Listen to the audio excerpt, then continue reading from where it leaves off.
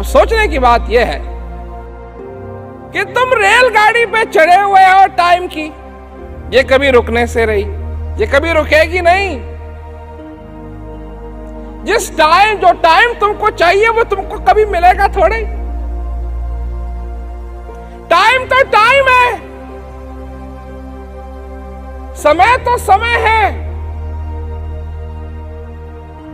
समझे ना। कोई कहता है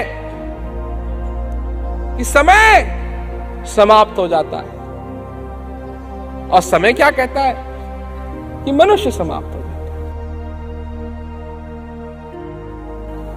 समय तो है, किसको किस चीज का समय मिला? कोई ऐसा आदमी है जो मेरे को यह कह सके कि जिस भी चीज के लिए उसको समय चाहिए था उसको पूरा का पूरा समय मिल गया? ऐसा कोई नहीं मिलेगा, क्योंकि समय तो एक नदी की तरह बहता रहता है।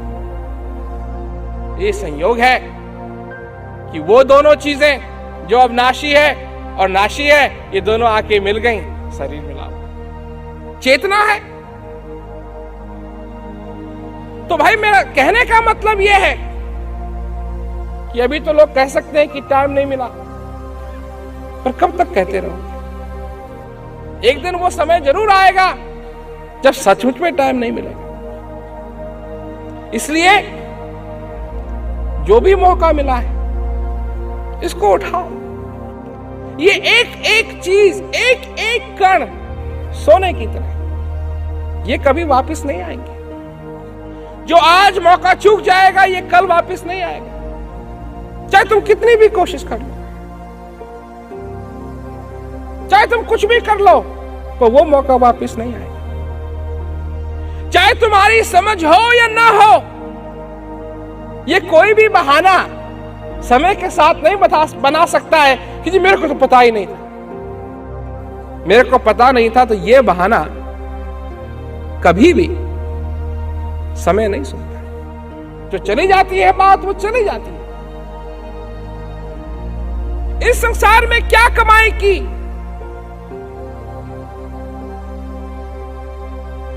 भूखा हो तो भोजन पाले, आगे हाथ न बनिया, भूले मन समझ के लाद लदे। समय, समझने का समय, चेतना का समय, जगने का समय, सोने का नहीं, जगने का समय, चेतना का समय, आंखें खोलने का समय।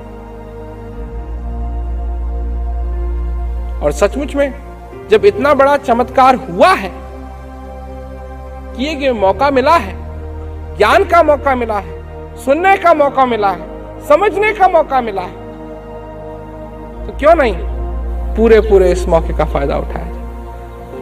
आगे मिले या नहीं मिले?